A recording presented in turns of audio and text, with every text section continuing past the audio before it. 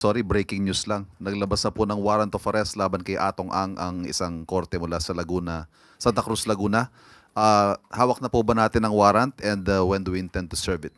Diyan tayo nagpapasalamat, lalong-lalo na sa media. Napakabilis talaga. True that warrant of arrest were issued against Charlie T.V.Y. Ang alias Atong Ang at na-receive po or kasalukuyang nagko-coordinate po ang ating police dun sa concerned branch 26 of Santa Cruz, Laguna.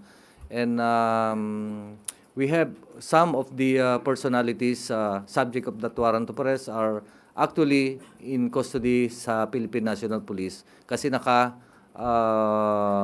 restrictive custody sila doon.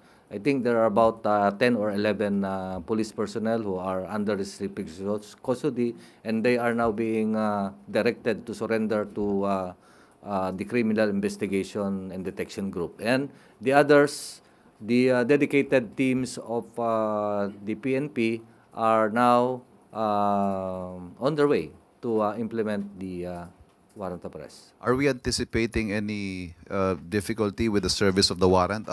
Do we know the whereabouts of Mr. Ang? Okay.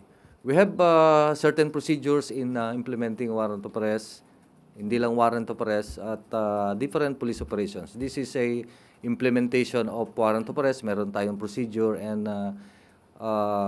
the PNP personnel, all PNP personnel involved are, of course, mandated na sundin ito. At gagawin nila ang lahat para ma-implement. Again, yung whereabouts po ni Mr. Ang, tukoy po natin. Tukoy ang ating warrant of arrest or location of Charlie Atong Ang, different location, and it will be served in those locations.